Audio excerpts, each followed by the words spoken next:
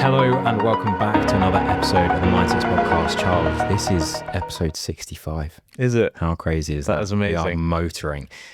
Today, we are bringing a topic that we have planned for ages. We are going to be talking about some of the best sports documentaries out there and what we think of them as they were, because there are some that are quite old, but also like where that's all going now, I think is Years quite in the making. Yeah. It is. But first of all, yeah, what's been going on? What's been happening in the world of fitness? What's been happening in your life? I know you're trying to target a specific area for me to talk about, which was my 10K race. Yeah, I am. Right. Yeah. Yeah, I mean, it was good. It was last Sunday.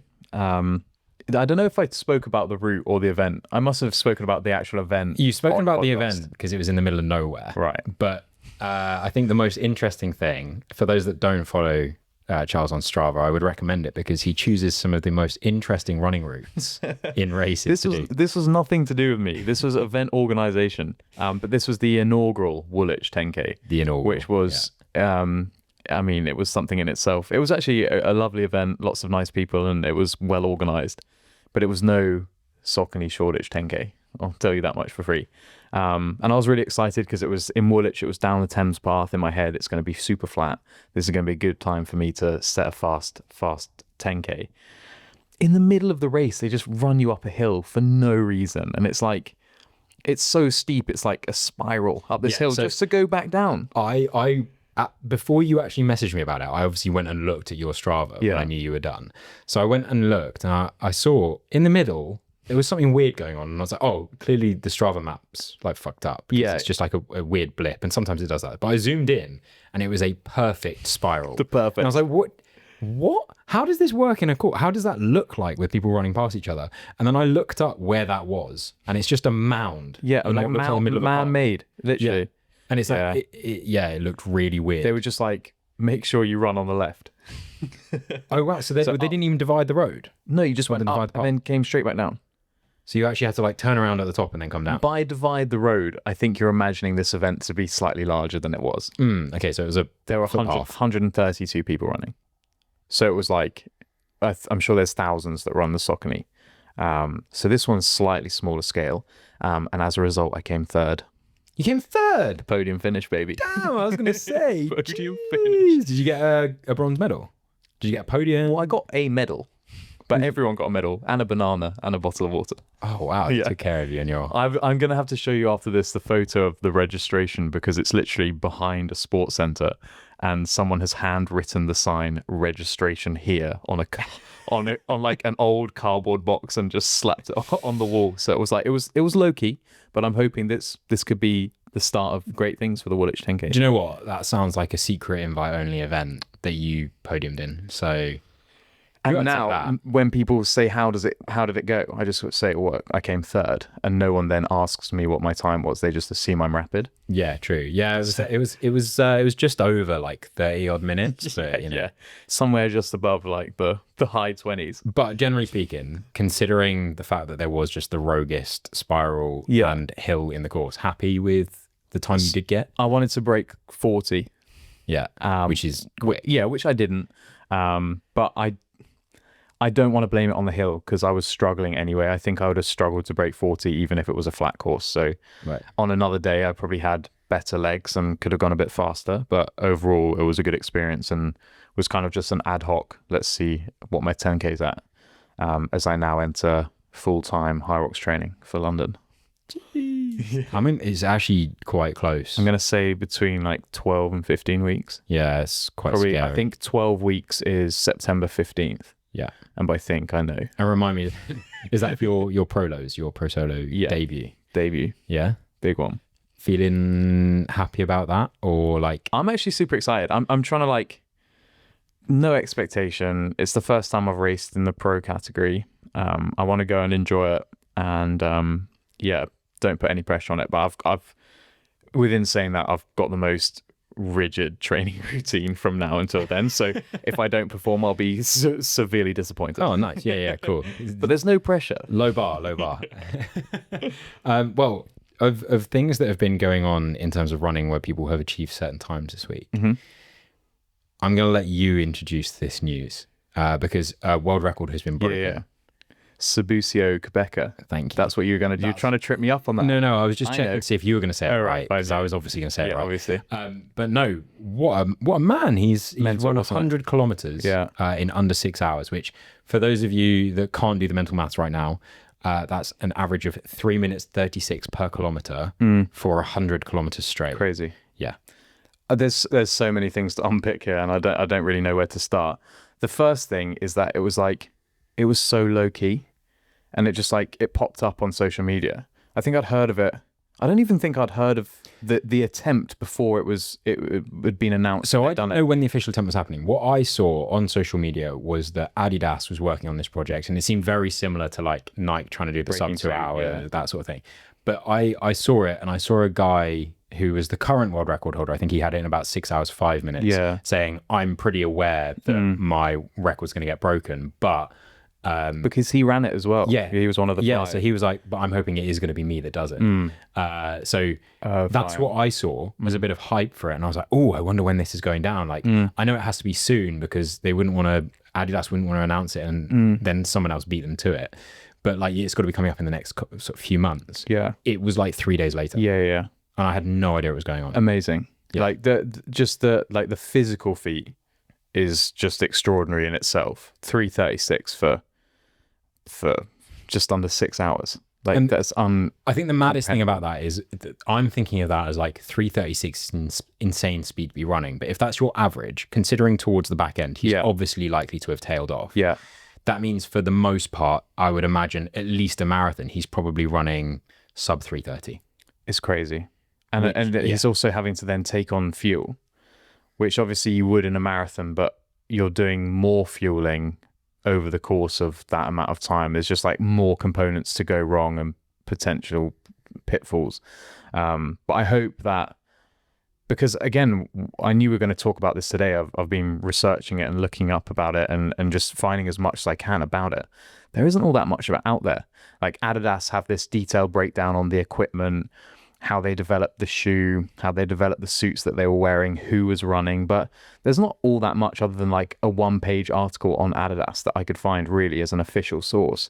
There's no videos on YouTube. There's one interview with him after he raced, which is and that's it. That's all you can find. This points towards the fact that there has to be some sort of big release coming out of all of it. Yeah, and I hope so. What I want, and because what I want to see from that is, does that, whatever it was, 5 hours 56 minutes, close that it was, that he managed to do that in, does that include over 6 hours? I imagine he had to pee. Yeah, maybe he just did. It's a good question. The pooler. Yeah, just went on the go. Maybe he had to shit as well. But did all of that happen within that time? Questions. Yeah, because I mean, to me, pre-advance, it doesn't count if they didn't count stop time. Oh no, it was. It can't have been a lapse time. They won't have done that. No, they can't have done. So, but it was a perfect. You saw the course. It was a perfect ring. Yes, and interestingly, I was just making sure I was aware of this. From the time we first mentioned this, he would have done over a kilometer. But he'd just do that 100 times, which is mad that he's able to run a kilometer in that time and just. But also the guys who ran with him, because there was a team of 5 that they'd worked with. All of them, they all had specific shoes, etc., the specifications to their running. Imagine running a 6 hour, which would have been the previous record, and you're still not as fast as this guy. Yeah, and also Sabusio. When I saw this happen, I went on his Instagram account, 2,800 followers. Yeah, what the hell? But now he's only got 15K. The guy is a superhuman. He needs more followers. Yeah, well, although when I went onto his page, all I saw was the repost of him. Not even that, but it was within the most recent 20 posts had come out within about half an hour, and he just collaborated with us. That's and it. I was and obviously it's all your pages. Yeah, it's literally the same photo. Yeah, incredible. But I imagine off the back of this, he obviously is going to get that sort of coverage and following, especially if he continues to. But I think that's always tough because, like we said, we only knew about it 3 days before. If we knew more about the athletes and the build up to it, then they would have built a bit more of a following. But I can't remember which book it was, but one of the 2 books you recommended to me really talks about how running is the escape for some people. Yeah. Out of the life that they grew up in. Yeah. That could potentially be like a canon event, and should be a canon event for his like legacy. For sure. But it's just it's a bit tough because like, where do you go from there? Right. Like you can run a sub 6 hour 100k on a perfect course, but like most 100k distances that are done are like ultras. Yeah. And ultra running is a totally different ballgame. This is, and I'm glad you bring it up because I want to talk about that as well, because ultra running is like, unless you're in it, you have no idea. It's like so elusive and so interesting, and there's lots of characters and different people and records and courses and just things that are so alien to people who aren't in the ultra running community, which is really fascinating. So yeah, I mean, he's been on this perfect course in Italy. If you take him out into the middle of the canyons in America, and you're running up and down over rocks, and you have a crew with you, and you have to do your own fueling strategy and whatever, it's a whole different ball game. So there is like a difference between, in my mind, like he's the peak of performance for like going fast for an ultra, but is that conducive to being peak performance for someone who can just keep plugging away? Not to take away from the fact that the top ultras runners are also rapid. Yeah, the sort of way that I look at it in another sporting perspective is he a NASCAR car? Yeah. Like built for going in a perfect loop, basically, for a very long time, endlessly. But then as soon as you put like a chicane out there, it hits the wall. Like they can't do anything. Is that really where that niche has become? And is that potentially something that he might do this one, break that record, and then just never go anywhere close to it again, because he's like, actually, marathon running is where the money is for me? Yeah, it's a really interesting, and I'd be interested to know, and I hope Adidas do release a documentary about it. I'm sure they will. But how they selected the runners, how they selected him, what his background is, etc., in running, and I assume it must be long distance road running. But yeah, is there the kind of the parallel between actually running ultra marathons, or do you just stay on the road like you say? Yeah, and I think just to, again, it is wild that someone can run 3:36 for that long. Yeah. But if we're talking about, and this just re-emphasizes the marathon world record, take 34 seconds per kilometer off that. Yeah. And still do it 42 and a bit times in a row. Yeah. And then you get the marathon world record. When you're talking margins that big at that level, it's just mental. Monumental. Yeah. It's insane. Honestly, we're obviously in it around more than most people, because we do a lot of training and we're surrounded by people who do a lot of running, and I'm in a fortunate position to know lots of fast marathon runners. But even a fast marathon runner who operates in similar circles to us, who has a day job and basically marathon runs for fun, but is really bloody good at it, they might run like anywhere between a 2 hour 20 and a 2 hour 30, and you go, that is unbelievable. Like, that is incredible. Like, you can't take anything away from that achievement. People running 2 hours 3, like low 2 hours, it's just like, I don't know how you get there, and it's just like crazy. Because if you actually literally took their race and put it to, if you just turned their current marathon speed and put it as a 1 kilometer race, the differential between that 2 hour 3 and that 2 hour 30, when 2 hour 30 is still an unbelievable time, is a massive gap across 1 kilometer. Yeah. Let alone like when you think about like running off in the distance. Yeah, literally. Yeah. But this kind of all ties into the theme of today's podcast, where Charles actually yesterday, which is really where the idea of today's podcast has come from, sent me what is a YouTube documentary. Like, you should watch this. This could be cool to talk about. And it essentially follows a guy who is certainly going to be nicknamed the Destroyer. Yeah. Full name. Hans Troyer. Sick name. That's unreal. Who we didn't practice that. No, we didn't. Essentially, without trying to do too much in the way of spoilers, and maybe it's just best to say, if you really, really want to watch it and you want to watch it with no idea, just go watch it now before you listen to the rest of this. But this kid, effectively, and that's how he's referred to in this short documentary, just burst on the scene with no regard for ultra running at all. Like, he just decided to rock up and be sick at it one day. Yeah.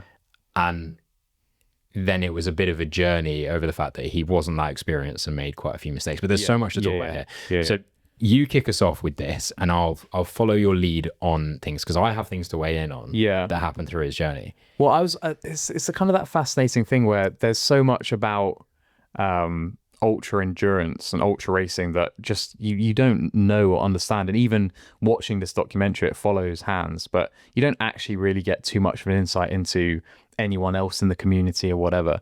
But I mean, it's a masterpiece in marketing because basically what it is, it's a sponsorship video. It's like his sponsors.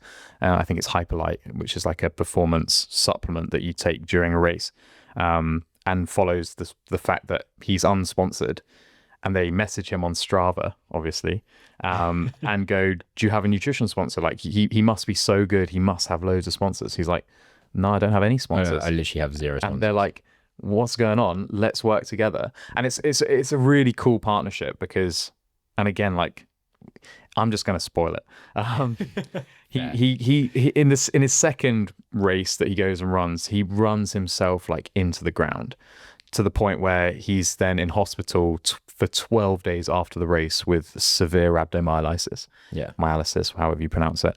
And essentially, like, I think his brother at one point they interview him and they go, "Hans, you're literally that guy who can run further than his mind can kind of stop it." No, basically. his mind can push his body further than his body knows it can run, yeah, which is like so unusual.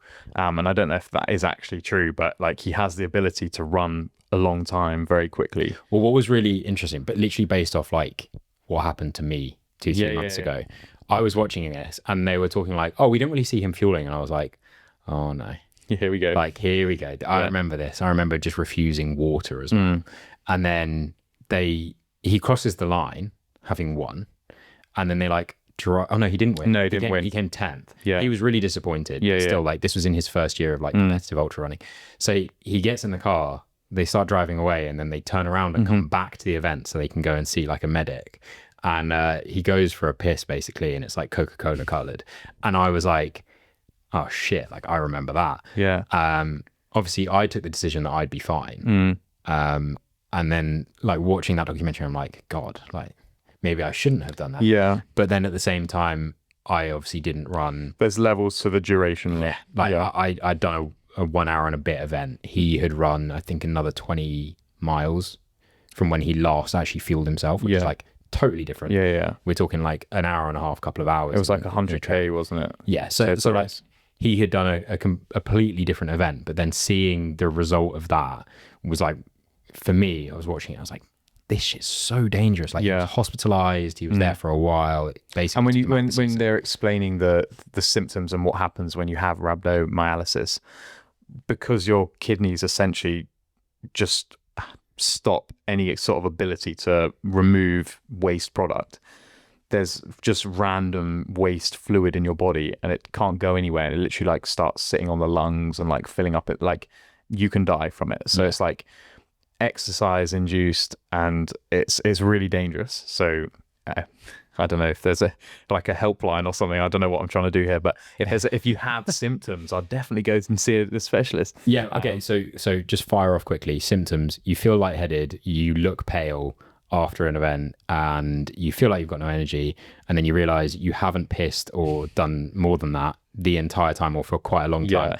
Realistically, depending on how long the event is, you haven't fueled properly beforehand or had enough water fluid beforehand. Yeah. And then, so when you do go to the toilet, it looks like Coca-Cola. That's not good because that can be blood. And then immediately you'll start having a lot of cramps as well. Yeah. But you'll just have the worst DOMs come on pretty quickly. Yeah. And it's basically because your muscles trying to eat themselves. Right.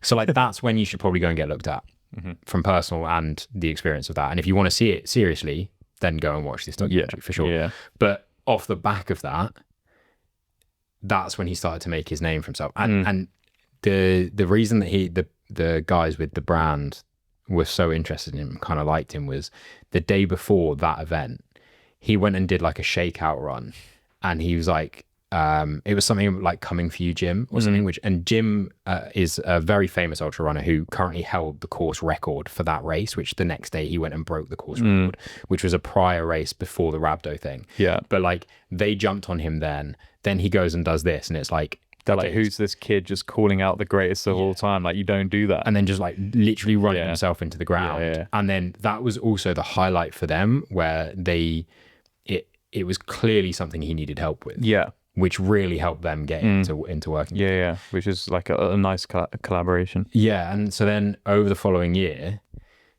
and I actually didn't know this about ultra running, but you get a golden ticket to go and like compete at like world champs, basically. Essentially. And there's a bit where essentially he signed up for this race. The whole video crew, sponsors have flown out, and I know how awkward this would be as a videographer being at this event waiting for this person to come, but he was ill, severely ill. And so the day before he's like, yeah, I'm not coming to pre-rec. Sorry guys. And they're saying to the camera like, we kind of hope he's fine tomorrow because we've flown all the video guys out here. And then the next shot is the sponsor walking up to the front desk, and they're like, yeah, so he's not going to be running. Like, do I need to do anything? And they're like, oh, no, it's fine. But there was a bit of an impact with the fact that he was obviously expected to be out the front of that race, like competing for one of these first 3 positions to get this golden ticket. And so a lot of people were apparently strategizing their race to try and take him down, but they didn't know when it came to the start line that he wasn't there. Yeah. But yeah, so then it ended up being that wasn't his only chance. He had one more. It was like the last opportunity to get the golden ticket. Yeah. And then just go and watch it, because it's like, it's an insight into like the weird, wacky world of ultra running, and it's something that I didn't know basically anything about, but it is super interesting, and it's kind of opened up a whole can of worms, really. And the thing that I really liked off the back of that rhabdo experience was that actual ability to push so hard, and he's got that like proper dog in him that he's like willing to push. But his whole mantra is like, he's young and he's fit and he's kind of a little bit fearless and a bit reckless, maybe in that case too reckless probably, but with the help now of new sponsors and as like up and coming in the sport, I think it's, when I look at ultra running, there's no one who comes to mind to me to go, wow, they're really cool and I want to follow that person because they're young and interesting and in the sport. So I think he's really good for the sport, and off the back of that, I'm glad we decided to kind of use this as a topic for today's podcast, because there's another amazing documentary, and that's kind of the line of kind of the way the podcast is going to go today. But there's another amazing documentary called The Alpinist. And it's very, very similar. But do you want to kind of like introduce the topics that we're going to talk about? Well, essentially, we started talking about this one as a documentary that I had just watched in the last 24 hours. And then one of my favorite things, and obviously with the job and line of work that I have chosen to go into, is I love seeing, not like necessarily the behind the scenes, but I love seeing the raw bits of sport, which you usually actually don't have access to as a fan. And I think if I look at what my parents grew up with sport, they were really fortunate if they went to go and watch a match day, because they get to see their, the famous player 100 meters away from it, be like, oh my God. Whereas this brings you into the locker room. This brings you into their training life. Literally into their house. And all of a sudden you live it with them, which is something that as a fan experience and a sports, as someone that's so interested in sport, this is unbelievable. But there's it's developed a lot since sort of the early 2000s. And that's where I wanted to talk about this. But what's been really cool is how many sports it's got into. Amazing. So carry on with the Alpinist. And the reason why I use this is kind of like the parallel between The Kid and the Alpinist. I mean, they're completely different productions. Like The Alpinist is a full-length documentary. I'm sure it was on platforms like Netflix or Amazon or whatever. Whereas The Kid is literally just like a really well done marketing documentary on YouTube. But it's got like 1.2 million views, and it's a couple of months old, which is crazy. And I think that's why it's become so popular just so quickly, because it's really well done. But The Alpinist is very similar in terms of it follows a climber called Marc Andre, who's this Canadian kid who's a bit crazy and wild and a bit wacky, a little bit like Hans Troyer from The Kid. And Marc Andre is like, I don't fit in the classroom. So it's like as a young kid, he's just like, yeah, I'm gonna leave school and I'm gonna go to Yosemite and live with the climbing community, as you do. And he also lives in like a little caravan in the woods, and he just spends his life climbing. And similar to Alex Honnold, who's much more famous for free solo, which I'm sure we'll talk about. But Marc Andre does a load of free soloing, so just like climbing with ropes, and just has some wires disconnected or never had those wires where that's really dangerous if you climb that really high thing without any ropes. He just has like Literally, no concern a gust for of it. wind comes on and you actually just fall to your death. Watching this thing, like sweaty palms. But he also then goes and does ice climbing. And in The Alpinist, they interview Alex Honnold, who's like, yeah, even I wouldn't ice climb without ropes. Like, it's that level, because the ice is so unpredictable. It melts, it cracks, it breaks. It's just, honestly, I don't want to go into any more detail on The Alpinist because I will just ruin it. But you've got to go. I don't know. I think I watched it on Emirates on a flight. Really? Oh, it was one of those where you just find it. No, I'd been recommended it, and I couldn't find it anywhere else. I'm sure it'd be on YouTube or on Amazon or something, but it's so well worth watching. Especially, it's like opens up a whole new kind of culture and sporting community within climbing. And how old is that? Not that old. I'd say like within the last 5-6 years probably. So what I was saying originally with the topic was that going behind the scenes was a bit of a weird thing that you didn't really see. And I think the whole purpose of that originally was that if you look at sport from a business perspective, a marketing perspective, you would only want to see the best of everything. Yeah. So as a team, you want to see the team when they're performing. You do not want to show them in training because they might not look that professional. Whereas what has now been realized is actually that works better because people are more invested. People like to see that it's unprofessional at points and like what really goes on. Personality, right? Exactly. Yeah. Like rather than making these people look like gods, actually no, they are people. They're not that different. They have real life struggles as well. Yeah. But I could well be wrong here. But I think it all started from American sport. And that's because America has always been America in that it throws way more money at sport than most other nations can. But my first knowledge of this sort of thing was Hard Knocks. And that will immediately be like, people will hear that and be like, yeah, 100%, I know what Hard Knocks is. Other people have no idea. Yeah. Hard Knocks, essentially, every year the NFL would assign Hard Knocks to a team. Back then, they didn't really have a choice. They had to do it. And this film crew would move into the training camp of one team and would film everything behind the scenes, all the training. They'd put mics on the players. You'd get all the preseason games. And you'd have really in-depth storylines there. And then come start of the season, cameras were out because all of a sudden you could actually be learning the play calls. Yeah, there could be a lot no longer filming, sure. Yeah. So it was only ever the preseason training camp, which was also really exciting because you would watch that and then you'd have the entire season to watch the team that you just followed. It would obviously be somewhat delayed, so you wouldn't be able to watch it as it was happening, but it would be one episode a week. What was really cool about that and was so different was that you saw the utter rawness when it came to the business side of sport. So for those that don't know, and it is very cutthroat across most sport, really, like you are a person, yes, but you're not treated like a person on the books. So if you weren't providing much to me as an owner or as a head coach, I'd probably say to the owner, like, we got to trade him. There's a particularly famous scene, which is actually quite sad looking back because the player ended up taking their own life a few years on, not related specifically to this move, but a lot of people connotate it to this move. But he was a running back and he got called into the office, arguably in the prime of his career, but just having a bit of a lull. And they're like, so just to let you know, you've been traded. You need to hand in your playbook and that will be that. Yeah. And then he's like, okay, cool. Can I call my grandma? And he's like, sure, no problem. And he's like trying to get his phone out and he's like, no, before you call your grandma, let's talk business. Okay. I know you're going to do well. You need to go there like overnight. And then he replies and he's like, what did you trade me for? And they're like, a couple picks.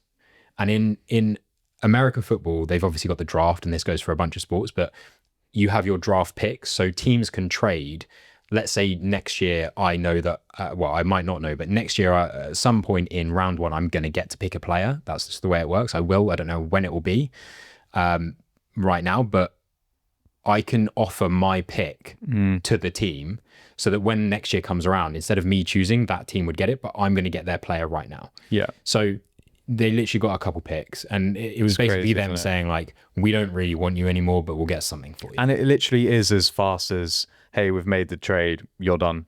You need to do training camp for them tomorrow. Yeah. Like that's it. Could be the other side of the country. Exactly. And that's a really a good thing to pick up on, because obviously there's been so many NFL documentaries recently on Netflix, whatever. There's been loads, and you actually see the family side of life, where it's like, we've literally lived in this place for 5-6 years, 5-6 seasons. This is where my life is. And then I get traded, and now I have to move my whole family, schools, everything, all the way across the other side of it without even like a moment's notice. It's like, you've been traded, you're done. Yeah. I think that must be quarterbacks. Is that what it's called? So they do that as well. So there's more recently, there's a bunch more series which are done more like Netflix, where they've made quarterbacks, which follows 3 quarterbacks. And this is the bigger change as well. Since media has recognized this does so well, they now follow teams through the entire season. So for quarterbacks, that is one where they're following 3 quarterbacks. I would say the best quarterbacks, but they're at very different levels. Through their season, and basically just see what happens. And that see one, how I can't remember. He moved to the Falcons from Minnesota. Yeah. Why is it? This always happens. Always to me. blanks. Then it's also Joe Burrows and. Well, you have Pat Mahomes in the first season. I didn't watch the first season. I'm thinking the second season. But so yeah, second season, and the guy whose name, wow, this is so bad because I had it at the beginning of the conversation. I was going to tie him in. Kirk Cousins. There you go. So he was at Minnesota. He was in the first season. Okay. And he was also in the second season. Okay. This is complete side note, ADHD on full flow. They tried to go after a few different quarterbacks, and all their quarterbacks said no. And so Kirk was like, I'll do it again. But unfortunately, he was probably the least interesting, because he's the most white guy I've ever seen. Like, lives for grilling on his barbecue and not having a clue about fashion sense or anything. Vanilla. Like, super vanilla. He is the 1950s golden era quarterback. Yeah. He's not still living. He's in the wrong century. But like, the other thing that Hard Knocks did was, it was the first time that it would get you to buy in on stories of people that were effectively irrelevant. Like, the beautiful thing about the preseason for the NFL is that all the games are completely pointless on the face of it, because usually all the bad teams win all their games, and then they go into the season, they get rinsed, and you're a bit like, what's going on here? But what you actually see is 90% of the time in some of those games, the players are not the well-known players. They are players trying to make the team, because there is a 53-man roster, so that's the squad size. But at the beginning of training camp, they can have like 90 people. And so they're really trying to cut that down, and the only way you get to do that as a player is to showcase your talent. And it's really tough, because sometimes you're going to be thrown into the game in a really unideal situation. You've got to make something happen, and if you don't, you're cut. Like, you just do not get the cut, you're done. Again, teams will try and trade you, because then they get something back for you, and you're basically last chance. And we've spoken about this before, because Dio, who was the first ever guest on this podcast, was on the practice squad for a while. But you try, and if you're good enough to make the team, you make the team. If you're not good enough, you have a second chance in that you can be put on their practice squad, where you train with the team, but you never travel or play in games unless you're called up. But like, it's people fighting tooth and nail for that, because if they're out of the NFL, the chance of getting back in is like 0. Yeah. I think it's the average NFL player's career lasts less than 1 year. Yeah. So when you look at the players, there's just so much new young talent coming through each year through the draft as well. It's just like so competitive. And then one of the documentary kind of things that was on YouTube originally that you mentioned was, someone decided it was a great idea to do Quarterback Under the Lights, which was actually looking at youth American in high school. And it followed 3 quarterbacks who are essentially trying to make it into their dream college. This truly, I think, is the greatest, I mean, in all the wrong ways, really, but the greatest American football documentary series that I've ever seen. I think you might still be able to find it on YouTube, but it was on Netflix. Netflix, because they did a second season. But the first season where you mentioned the guy Jake Fromm, who actually made it to the NFL and then had a terrible time in the NFL. But he's still on like the Bills or something. No, he's moved now to the Steelers. He's way back. He never plays, but he's no. I reckon there's a recent update. Oh really? Yeah, on NFL Memes IG. Oh no. His LinkedIn's been updated. He's now an insurance broker. Oh. So yeah, it went down, but he had some controversial stuff. But like how incredible he was in terms of ranking. I think he must have been the year before Trevor Lawrence or something like that year. I know Trevor Lawrence was never on that show. I remember, I think it's the season after with Spencer Rattler. And they have Justin Fields as well. Who's like incredible. Yeah. But what's he done in the NFL? Yeah. He's not, well, we'll see what he does this season. But the thing that was really cool about that was you're getting the inside look at high school, where the difference between like the NFL when it's your job, a lot of these guys have families that they're providing for. At high school, it's so ego driven. Yeah. Like you've got Tate Martell was in the first season, who honestly was like, you love to hate him, but he was also so talented. Yeah. But the tough thing was that physically, he realistically knew, and everyone watching knew, that because he was quite short, he wasn't really ever going to make it to the next level. Yeah. He wanted to not believe that. Yeah. And so he was chauvinistic, all of this. And what ended up happening in his college career was it was the biggest crash out and issue of his whole life. But watching him in that series it was somewhat relatable, because I was thinking at the time, playing the sport back then as well, I was like, God, I probably would be like this if I was 17, this athletic at school, and everyone seemed to love me. How would you not have an ego? The thing that baffles me with the American sports system, and I don't know if I've got my head around it, if I love it or hate it, but as a kid playing football in that situation, you're literally just given a number. You're like, hey, Tate, you're the best in the country. Not the state. Yeah. You're the best in the country. Yeah. Do you know what that means? You're going to be the big boy at college, and then you're going to go to the NFL. You're going to be the best. You're going to be the most famous person. Your high school games are going to be televised every week. Literally, you can nationwide. Friday night. Turn it. So is that how it works? Friday night is high school, Saturday is college, and then Sunday is the NFL. So like when the weekend comes, actually, so it's mad. When the NFL season's in full swing, podcast. Yeah, I know. We'll move on after this, but when the American season's in full swing, you've got Thursday night football, one NFL game. Yeah. You've then got high school on Friday nights, so you go down to your local high school, you support your family, whatever. Saturday night you've got your college games. Sunday you've got your mainstream NFL games, and then Monday you've got Monday night football with one game or two games on a Monday from the NFL, and then you have Tuesday and Wednesday off. And then you're back at it again. And it's just relentless. But they love it. They absolutely love it. And that's why that stuff does so well. But then if we look at the change of hands in ownership of Formula One, all of a sudden, Drive to Survive rocks up.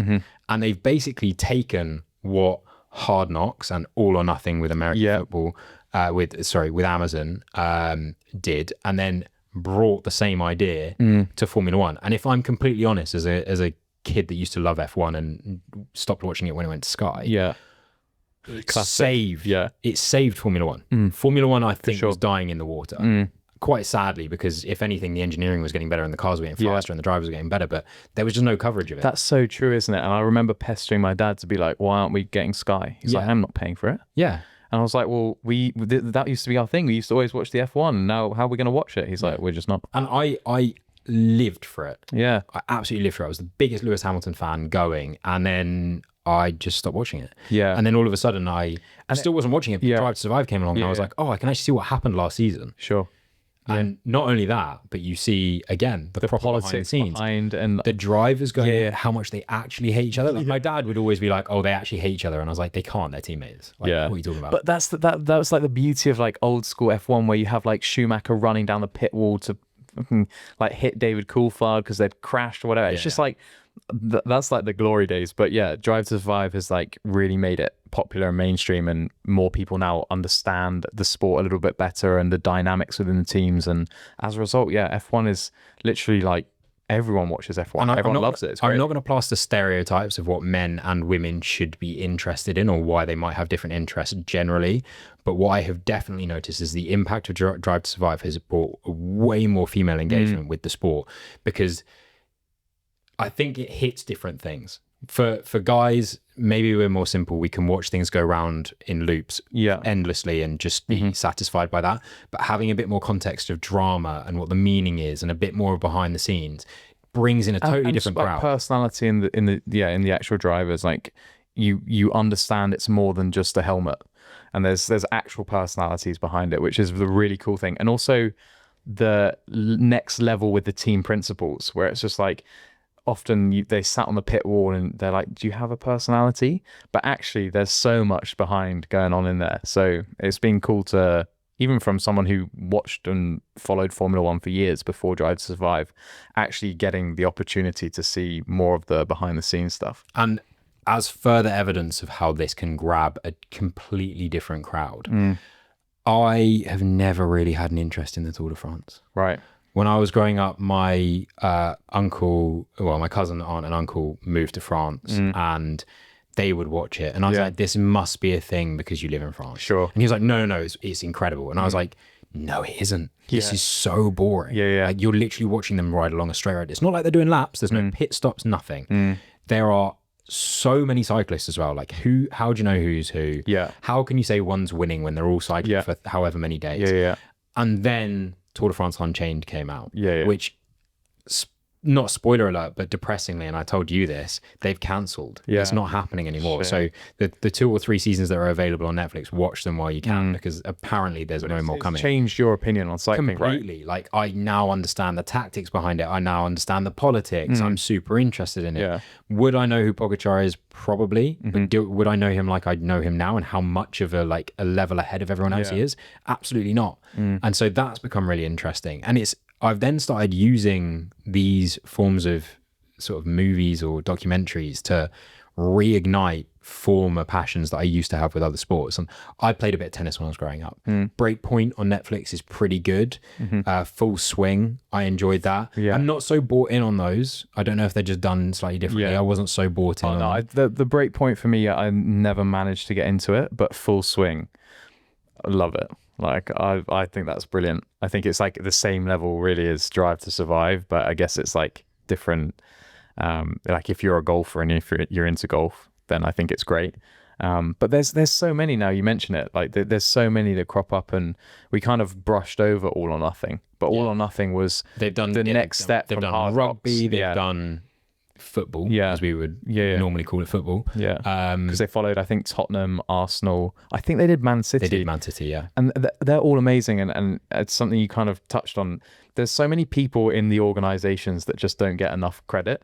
It's just like the random kit boy, or like, I love that, or like there's just some random person who you never know otherwise, and you get to know all of the people and all of the relationships that they have with the players and in the team and the fans. It's like, it's really clever. There's I'm not going all the way back to it, but there is one particular season of Hard Knocks where they follow the Cleveland Browns, and the new coach has come in and is like, I'm making it a thing where on the Cleveland Browns helmet they have a stripe that goes down the middle. He was like, I want players to earn their stripe. And it then cuts to the kit guy who's got to take all the stripes off the helmets, and he's literally having a horrible one.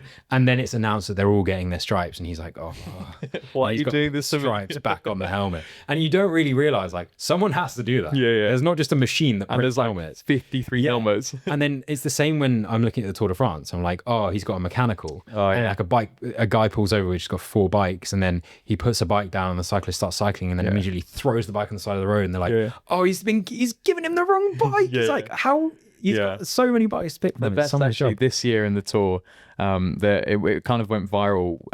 There's always like a neutral mechanic from Shimano, who's sure like a title sponsor for the Tour de France, and they wear blue, and they just hover around on a bike around the lead pack. Sometimes the team cars can't get between the peloton and the lead pack.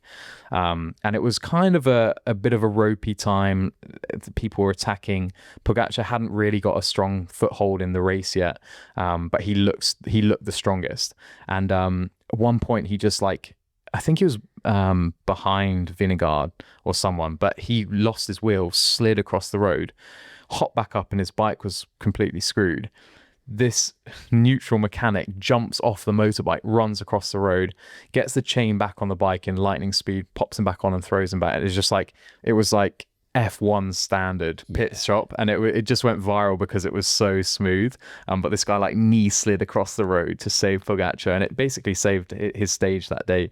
But that was really cool. But yeah, I'm trying to think of other documentaries that I've seen, which is what I think, good. because we will inevitably keep going. But and what I would be really interested, for those of you that are listening, let me know what you think are your favorite documentaries, or let Charles know as well, right into the podcast, what your favorite documentaries are, even if you think they're rogue and we might not have heard. If anything, that's even better. Because I'd love to go away and watch them, then bring them back into the podcast to talk about them. There's so many that I already know that we just hadn't had a chance to talk about, but we would talk for hours. But what I find really interesting is the lag between mainstream television and now what is like streaming sites like Netflix and YouTube, this free platform where, I mean, you look at, if we go completely rogue, an example I was using the other day with someone is, as I get into editing videos, I then go away and I watch someone like Cal Freezy, who has transformed from being a FIFA gamer to being a food YouTuber. And I'm watching all of his animations and I'm like, hold on a minute.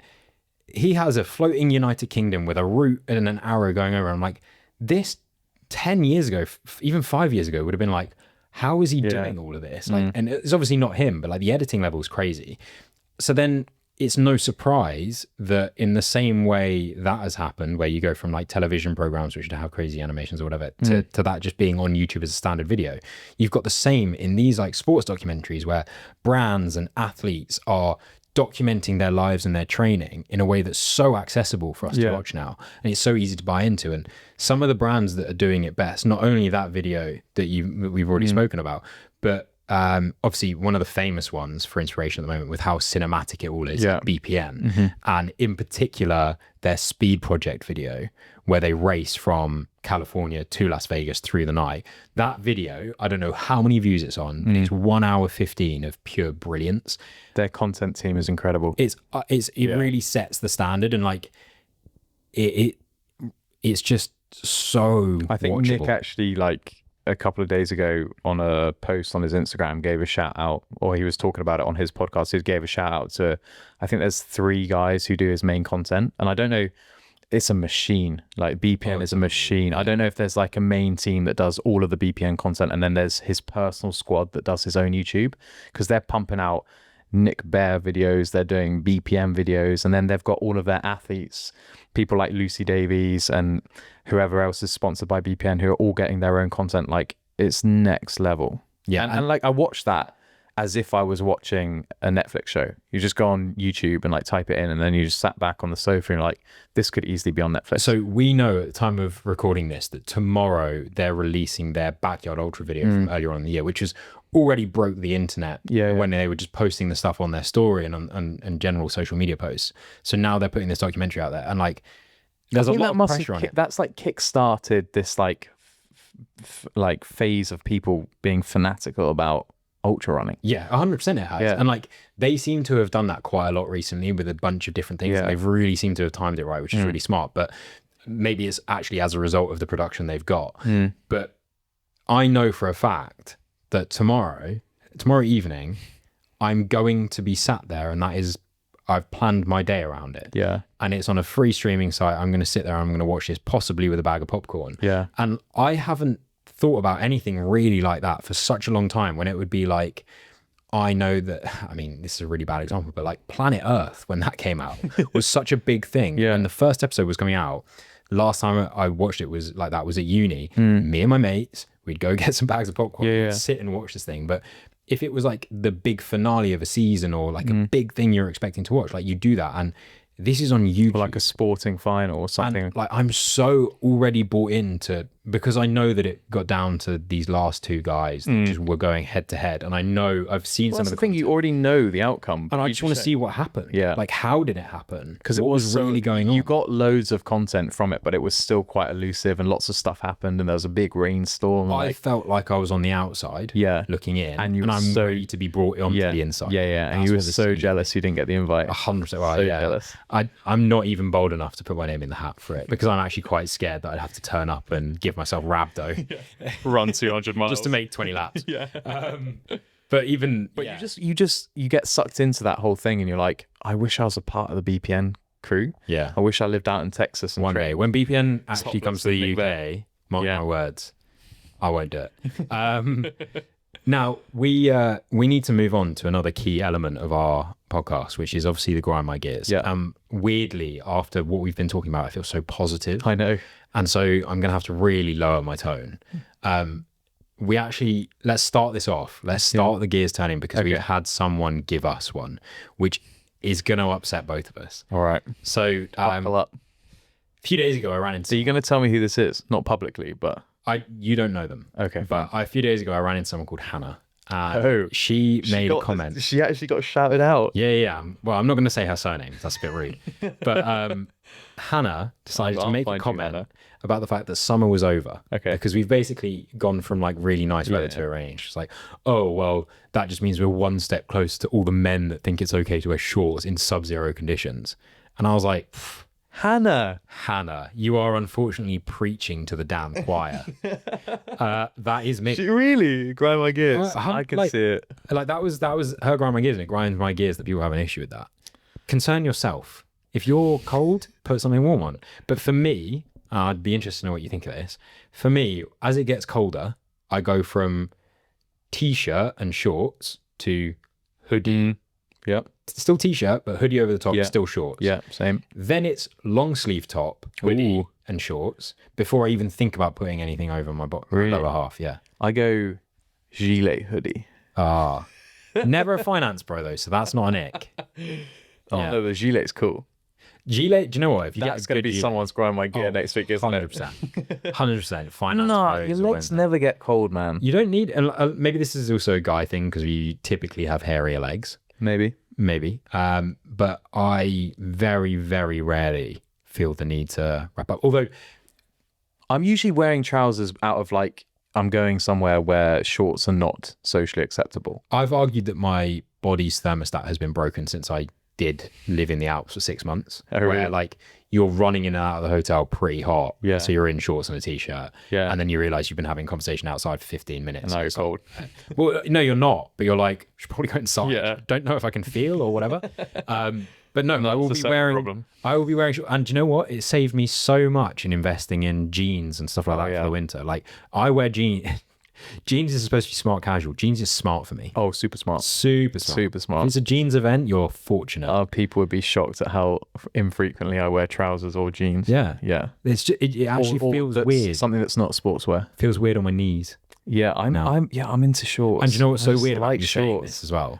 Is literally like a year and a bit ago, I wore a suit every day to work. Yeah, it's wild, isn't it? Cannot imagine. No, doing that. that's crazy. So glad I don't have How to do the that. how the turntables How the turn. turntables. Right. I hope that's put some fire into the conversation. Well, everyone's entitled to their opinion. Hannah's entitled to her opinion. We listen and we judge. We listen and we go. Got that one wrong. Yeah. Oh no.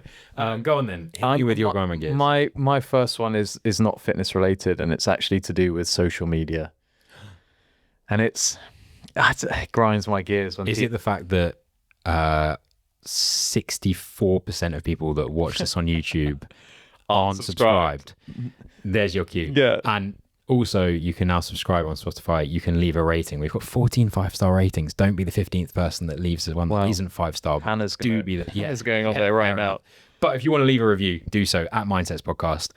Use the link on our social media and at MindSets_podcast. There you go. Beautiful. Anyway, back to the socials.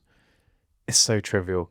When people upload stories without music, it just feels like it's naked. It's missing something. Can I go one further? Please. People that upload or repost someone's story and don't edit the background.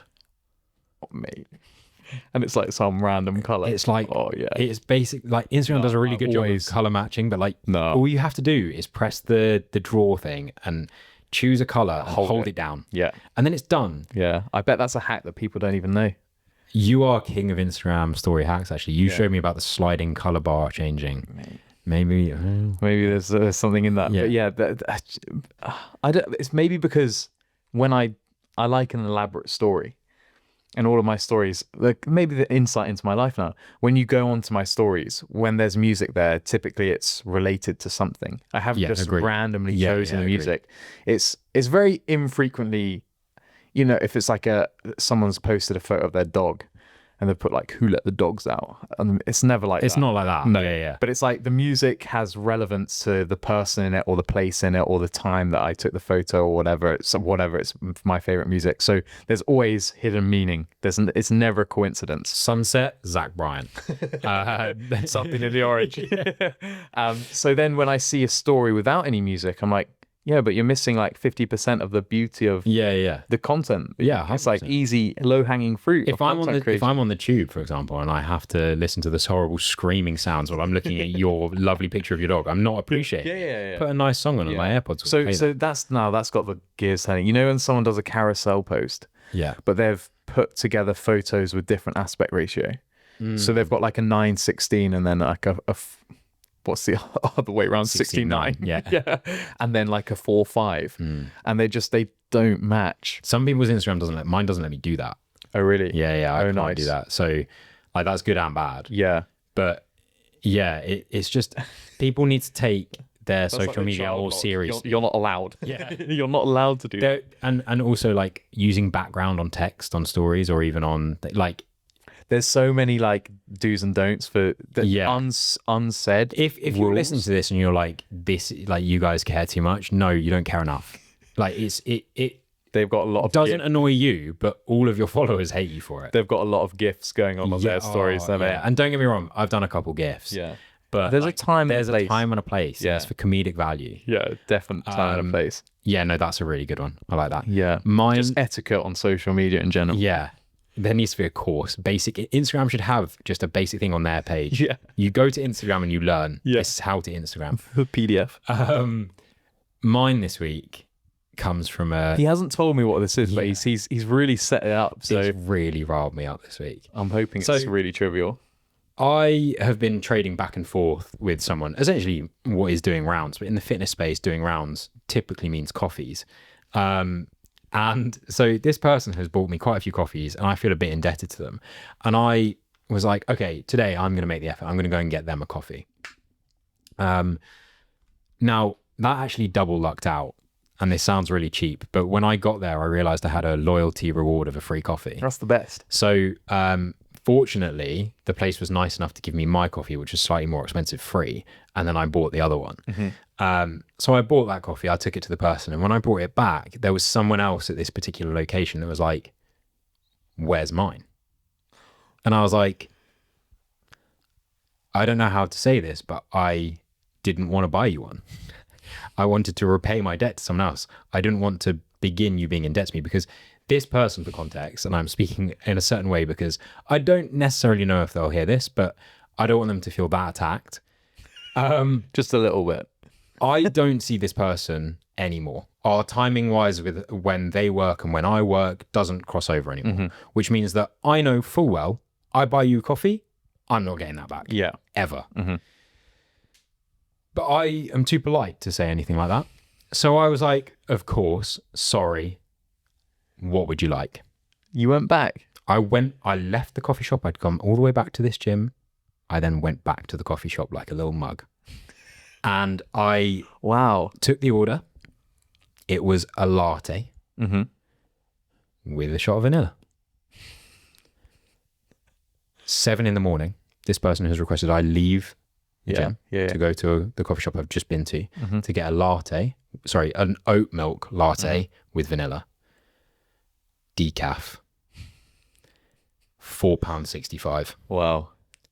If you ever £4.65 think it's acceptable to spend £4.65 on a decaf coffee, sort your fucking life out. You can't be having decaf and spending £4.65 on it. The decaf that's have a cup of water. Or what are you having it for? What's the grind I get? Is it the coffee? Is it the price? Is it the decaf? It's the flavor. It's the milk. All of it together is a number of gears that are grinding. Clearly. Yeah, because like the main thing for me is decaf coffee. Like if you want decaf coffee, then get a decaf coffee that's like cheap. Like you do not need to pay £4.60 for it to come out of a machine, have oat milk that's overpriced from a barista anyway. Like just make it wherever you are. Like you do not need to be going to a barista for it. Then at 7 a.m, why do you need a decaf coffee. You don't need one. Stop saying you need one. Upset. Stop saying you need one. Oh, I can't start my day without a coffee. I was completely on board with that conversation. I was like, fair enough, you need your coffee. And then you turn around and you go to me, decaf. You don't need it. Nothing about that do you need. And you're never getting your 465 If you need it for hydration purposes, have a cup of water. But water doesn't taste as nice. Add some squash. Buy a shit coffee. I don't care. Do not pay £4.65 for decaf coffee. Well, coffee in London is extortionate anyway. It is the £4 flat white. Yeah. I kind of like it though. I like the process of going and getting a £4. Don't get me wrong. Like Coffee. I know I'm being mugged off, but I'm addicted to it. At the beginning of this podcast, years ago when I started it, I was an avid coffee hater. Really? Went traveling, tried a bit of coffee, didn't really like it still. As I came back into London, I literally forced myself to like it. And if I'm being completely honest, if it disappeared off the face of the earth tomorrow, probably wouldn't miss it. No. However, nothing matches up with going to a coffee shop. Yeah. It's like a hug as an adult. Yeah, I get what you're saying. Yeah. But it needs to be, the coffee shop needs to be right. Yeah. Not a chain coffee shop. And I don't want to go down the kind of the rabbit hole of being a coffee snob, because I'm not a coffee snob. I completely agree. I'm not a coffee snob at all. I agree that it's but nicer if I'm to paying go to £4 for my flat white, come on. I need it to be right for me. Yeah, and what I will say is, as much as I agree that like trying to avoid chains is good, or at least big chains, however, I do feel really dirty when I go to Gales, because Gales is really good. I hate Gales. Right, that's I love to hate Gales. I hate Gales. It's kind of good. I have so many problems with Gales. My next podcast, The Grind My Gears, is just going to be about Gales. Don't tell them that, because they won't come back. He's not going to say that, guys. Come back next episode. But that's my Grind My Gears. It's a multitude of gears that really got me wrong at that particular time in the morning. And Clearly. Yeah. Shame. Anyway. But when you go, I don't feel like if I offer someone a coffee, in my head, I'm not going, oh, great, I'm going to get one back from this person. No. Neither do I. Okay. Normally, it's just I was already indebted to this person because this person always goes and gets coffee. And I very rarely say yes. But on this particular morning, I had a very, very long weekend of actually no sleep. So when I got there, I was like, I need a coffee. I know they're going to want one because they always get me one. Let me go and do the nice thing and just tell them I'm getting them a coffee. Was not expecting this other person to absolutely need a decaf at 7 a.m. to start their day. Sabotage. Yeah.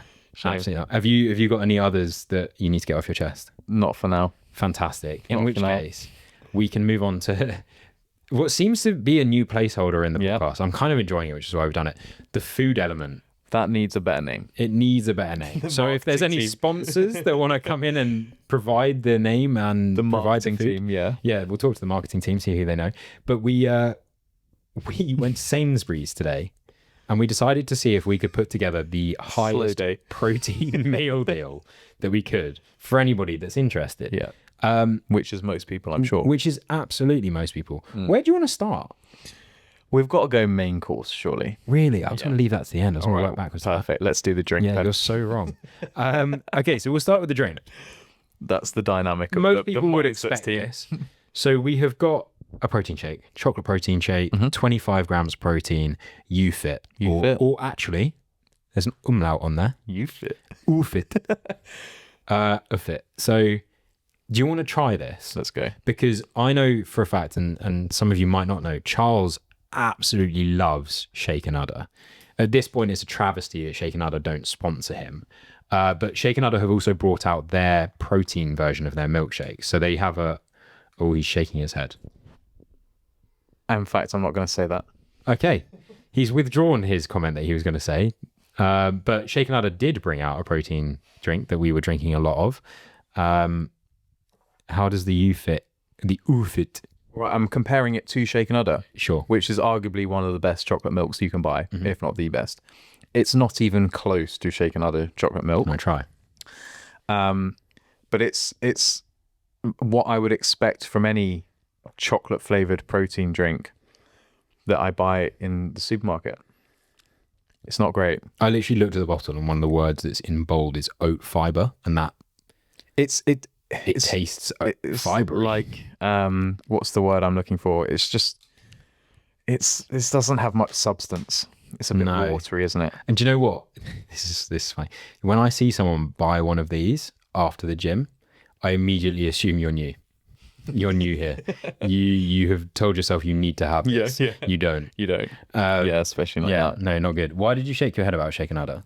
Because I don't like their protein. Really? Yeah, it's not as good as their actual. No, obviously not. And like chocolate milk. By the way, chocolate milk as a supplement Yeah. is actually Post-workout. yeah, can't be beaten. Yeah, there's actually loads of studies about it. And same with Squares bars.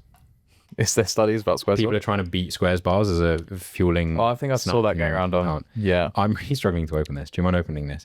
Next, as the snack, we were really worried for a while because we quickly figured out that the egg was the the egg pot of 2 eggs was looking like it was going to be the best. But obviously they're deshelled, and Charles took one look and was like, I'm not eating that. And we were kind of at this juxtaposition where I was going to have to eat boiled eggs on camera, or we were just going to pretend that we didn't find them. But fortunately, Charles found this protein yogurt, which is 18 grams. 18 grams. 50-50 casein whey. Can you tell that it's 50-50 casein whey? I can tell it doesn't taste good. Really? Strawberry flavor? Mm-hmm. Okay. I hope I didn't like skew your judgment. Doesn't taste like yogurt. It's actually not bad. It's soapy. I would eat that, but of course it's like, I'd eat it, and I'd drink that protein shake. But yeah, is it I good? don't know if I would drink the protein shake too. Really? No, All right. especially if it wasn't as cold as possible. Yeah, Like, but with that, that's- it's just that stuff kind of like. But I would happily finish this. That's okay. But what are you doing this for? You're doing this for maximal protein intake. Yeah, in which case I would say that that's not bad. I'd say the drink for me, for maximal protein intake, still, Not worth it. considering the fact it's in a meal deal, I would consider getting a different drink and going and buying one that I like that's not in the meal deal. So what have we versus spent $3.95 on this? Something like that, yeah. Yeah. 385, 395. Okay. Yeah. We do the cost analysis breakdown. Yeah. We got to do the main Protein course. content. Here we go. So the main course, I actually asked you on the way back to the meal deal section to do this. Do Sainsbury's do triple sandwiches? I was under the impression they didn't. I know Tesco do, Yeah. but Sainsbury's have hit us with the classic. The Sainsbury's we went to, I'm sorry, It was a bad Sainsbury's. the selection was not good. Not ideal, but the classic triple. Classic. Absolutely classic. I've never bought this before. Everyone should be thinking about what they think would be in a 3-sandwich classic. 3 different sandwiches in the UK. Like the most classic. The most classic. Chicken and bacon. Yeah. Fair enough. I don't know if that would be my classic. I'd say it's a classic. It is a classic. It is okay, fine. Ham and cheese. For sure, that's a classic. For sure, classic. That's the most classic. I would then probably say, based on the fact, and don't ask me why I know this, I would say BLT. It's too close to chicken and bacon. Yeah, but the reason I say that I would expect that to be in the classic triple is, did you know that the BLT is the most sold sandwich in the UK? That doesn't surprise me. No, it doesn't surprise me either. No. So you'd put it in the classic triple. Egg and cress. Egg and cress makes up this last classic triple. Eggs ick me out on a good day, so this is not looking good for me. I can genuinely say, with all honesty, I was not a bully in school. However, there was a kid in our class who ate egg and cress sandwiches, and he was bullied. By you? No, but I Maybe this is why didn't put so much effort into stopping it as I maybe would have done if he'd had a normal sandwich. That's completely comedic. That's not true. But egg and cress does not deserve to be in this box. Absolutely. I don't know, like what? Surely maybe it just doesn't work with tuna. Tuna's more classic. No. Tuna's more classic. Tuna's too tough to put in a that's but so's freaking mashed up egg. I mean, egg's actually fine. Like, egg is fine. I don't know. Cress is nothing. Cress is a bit of a leaf. But put the two together, what the fuck are we doing here? Are we gonna try them? You weren't gonna. I was gonna rock paper scissors you to try the egg and cress. Okay, let's do it. Okay, Best of one. Best of one. Okay. We're going rock paper scissors go. So you have to be on YouTube for this to. Yeah, because we're not going to say who won. That person's just going to have to enjoy watching me. Wait, so it's rock, paper, scissors, shoot. Okay, yeah. Okay. On shoot, you reveal. Yeah. Okay. Rock, paper, scissors, shoot. I'm eating the sandwich. Help yourself, sir. Do I have to eat all of it? You need to take a bite out of the middle. No corner bite. Middle. Yeah. While Charles does this, I'm going to give you an interesting fact as we're rudely interrupted by Pod Dog, who's obviously decided that food is what he's interested in. Theo, out, sir. So that was the your reward for watching on YouTube. You get to see Theo. It doesn't look that bad. No, I don't think it will be that bad. Interestingly, though, for those that were watching, Charles went scissors. I went rock. I was told in year 10 in a psychology thing that nearly everyone goes scissors. And I don't know why, but people go scissors. I have since that day always gone rock. always gone rock. And I have won far too many games for that to just be chance. You shouldn't have given that away. I shouldn't have done. But if you're ever doing rock, paper, scissors, for those that really need it, if your life's ever on the line, go rock. People go scissors first. I hate to admit it. Yeah. It's all right. Is it? Would you put that in your classic triple? No. Oh. Well, for those that are wondering, the protein content of the classic triple, remembering the reason that we're actually here, is per pack 33.4 grams of protein. Now, for Sainsbury's, that is good. We spend some time looking through the sandwiches. I will say, obviously, again, Basically like 10 grams per little segment of sandwich. yeah, It's fine. half sandwich, which is pretty good. There are higher alternatives in different supermarkets. I know for a fact because, again, the triples that you can get in other supermarkets And higher offer more. alternatives in Sainsbury's, just different Sainsbury's, because the options they had were, Yeah, and I think it was just post-lunch, surely. I will also add that we have gone for the basic option. We've not gone for the extravagant meal deals where you spend like £5 or £6. No, we didn't give any to Pod Dog, who's now giving Charles the evil eyes and disappointment eyes.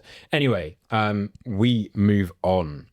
If you guys have got better suggestions or you think you've hacked the perfect meal deal, then absolutely let us know what you think that looks like. And we'll give it a try. We'll test it out. We'll rate your meal deal and we'll go from there. But the classic thing we always do at this point in the podcast is we do a game. It's my turn. And I'm concerned by how much you say you're looking forward to this game because that usually backfires massively for me. I can't claim this to be an original idea. I stole it off something I saw on TikTok. But I'll put our own spin on it. Okay. So I'm going to do my best to explain it. You may have even seen it before. And we're just going to go and see how it plays out, I guess. So the currency we're going to use is dollars because dollars just sounds better. I don't know why. dollars? Any dollar doesn't matter. Any dollar bill. Cool. So I'm going to give you an allowance of $12. 12. You've seen this before? I think potentially it depends where this goes. Right. There's 4 questions. Okay. Now, each question has 5 answers. Right. Now, the answers are not right. They're not wrong. They're just creating a situation. And you want to get the best situation for you. And it will make more sense when we start doing it. Now, you have to spend money on all of the questions. Right. Right. So you can't use all of your money. You need to spend some money on the question in some capacity. Just the options get more or less expensive. So we're just going to do it and we're going to see what happens. Okay. Remember, you've got $12 to spend. $12. Right. So if you're playing at home, have a play along. If you don't like high rocks, could be in trouble. Oh, okay. Good. So you're doing high rocks doubles. Right. Who's your partner going to be? Okay. For $1, you can do it with Amy. Okay. Now, for anyone who doesn't know, Amy is Angus's lovely girlfriend. Yep. For $2, which is a huge bargain, you could do it with me. Okay.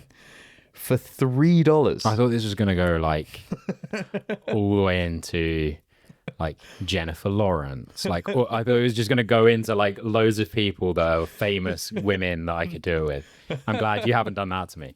Okay, so you for it's always a trick then. Yeah. So, $3, Nick Bear. Okay. Now we're getting to the business end. For a whole $4, you could do it with the current reigning High Rocks World Champion, Tim Venich, for $4. Okay. So then to spend $5, you could do it with Jakob Ingebrigtsen. So for anyone who doesn't know, he's the current 5,000 meter Olympic gold medalist. I think he also got 1,500 meter gold in Tokyo in 2020, among a lot of other running medals. So he's pretty fast. So those are your options. Put some money on the table. What is the goal of this across the 5 questions? To do the best across all of them that I can? Whatever your metric of success is. Okay. Good time, fast time. When's this High Rocks happening? Okay, let's ignore that. I was basically going to say, I'm trying to You're trying to shake Jakob Ingebrigtsen's season. I'm trying to come up with an excuse as to why I'm not going to pick Amy. Okay. It's too soon. Amy's not ready yet. She would admit that. I would actually pick you. Really? Yeah, I'd pick you over Nick Bear. I think as a doubles duo, we would do better than if I was partnered up with Nick Bear tomorrow. And also, no offense to him if he's watching this, 105, you're arguably actually slightly quicker than me, but like not enough. Yeah. I need more from you, and I don't know how you race. Wow. Okay. So I spent $2. $2. I've got 10 in the bank. Solid start. 3 questions to go. So where are we going to do this High Rocks? So Okay, I like this. for $1, you can do it in Dublin. Okay. Notorious for a bad course. I don't know where I heard that, but it's notorious. Just notorious. That's all you need to know. It's notoriously bad. I think it was the one where it had like 4 different lengths. Yeah. I don't know. For $2, Berlin. Oh, okay. Fast course, Yeah. rainy course. Very rainy course. Number 3 for $3, Copenhagen. Oh, And the only reason I chose Copenhagen was once I heard Jake Williamson say it was a fast course.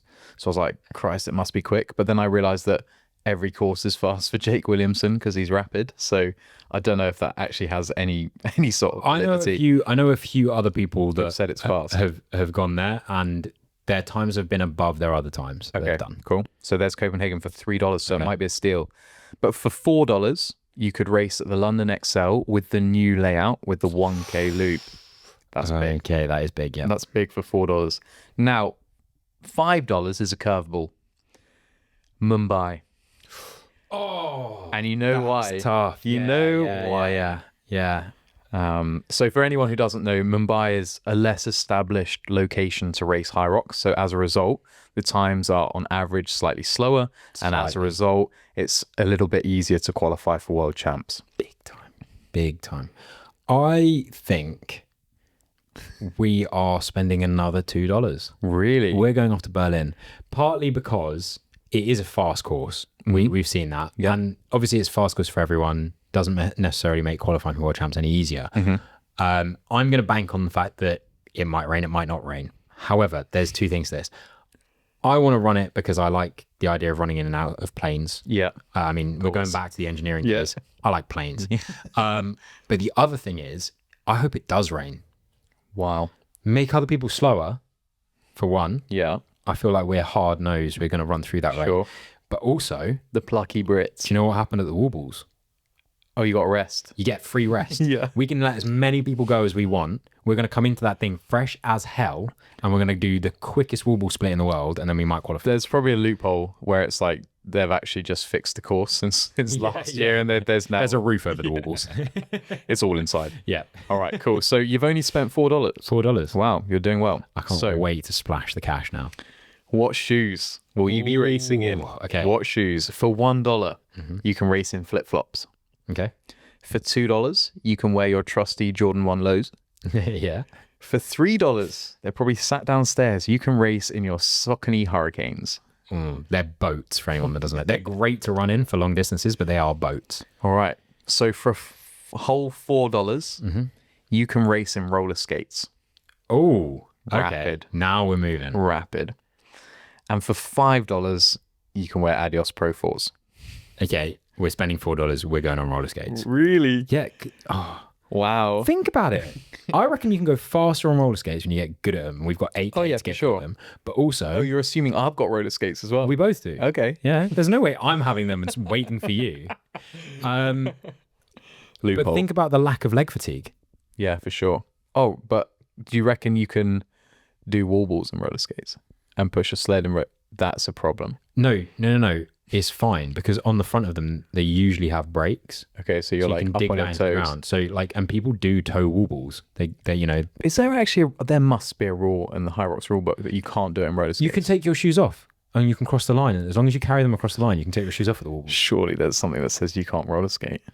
Well, maybe That's a loophole. Maybe we're going to Berlin this year. We're gonna be rapid. Yeah. Start practicing roller Sick. skates. Yeah. Yeah, Okay. yeah. Cool. Now there's a disclaimer before the last one, Okay. because if you have any leftover money, Mm-hmm. we're going to put you into a wild card round.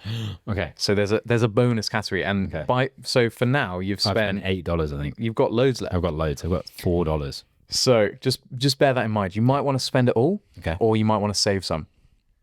When's your start time? Oh, okay. For $1, Yeah. you can race at 9 p.m. Oh, that's so classic of High Rocks. For $2, you could race at 7:30 a.m. Okay. For $3, you could race at 8:30 p.m. For $4, the real money, 2:30 p.m. Or for $5, you could have the lovely AM slot of 10 a.m. Well, I can't have 10 a.m. because you have no more I money have left. no more money. But are you gonna smash all your cash and miss out on the wild card round? Okay, so do you know what? This might surprise some people. I'm gonna go for the 9 p.m. slot. Wow. Because thinking about it, my biggest complaint so far with like the men's pro, you've just laughed because I've got money left over. Don't like that. The biggest complaint about the men's pro is that it is late in the day. My biggest complaint with that usually is the fact that I have been working and filming leading up to that, so I am absolutely knackered by that point because I've been on my feet. If I had nothing else to do, You'd be chilling. I train and perform best in the evening, so I'm actually good with that. Okay. I hope you are too, because you're obviously having to race it with me. I'll just spend the whole day stressing. Don't worry about me. That's fine. So you've got what, $3 left? Yeah. Yeah. Yes, $3 left. Now, the other disclaimer that I didn't tell you To about, spend all of it. you have to spend all of it. Okay, great. All right. So let me talk you through your options just so you know what you could have had. For $1, you could have got the Sportograph photography pack to remember your special day. Okay. Yeah. For $2, you could have had an intra-workout gel. Oh, That might have been nice. that might have been nice. But what you're getting Oh, great. for $3... Wait, tell me what $4 and $5 Okay, we've got. fine. For $4, Yeah. we could have skipped the first run. Oh, That would okay. have been good. That would have With been our good. roller skates as well, would have been rocking. Yeah, yeah. And then for $5, we could have got nitro boost on our roller skates. That would have been Gutted. sick. But what you have, not me, what you have Oh, wow. Okay. for $3 is a personalized BFA bag You know what? That's a win. to put your roller skates in. Built for athletes bags, there is nothing that you can't fit in them. That is so true. Amazing. Beauty of them. I could probably even bring Amy out with me thanks to that bag. No, that was good actually. I like that. I might bring that back for you in a scenario setting. I'm hoping at some point I get the flag game. I think I did all right out. Yeah, I like that. I think that, yeah, the flag game. I forgot you mentioned. Yeah. Yeah, unbeatable at flag knowledge. Yeah, I think I did okay out of that. I was quite happy with the. So you're doing doubles with me in Berlin at 9 p.m. At 9 p.m. with roller roller skates. skates. Yeah. Sick. Do I have to wear the BFA bag as I go around? Safety precaution. No, I reckon that would be good. I'd actually do that. Like, Yeah, that'd be tomorrow. fun. Yeah.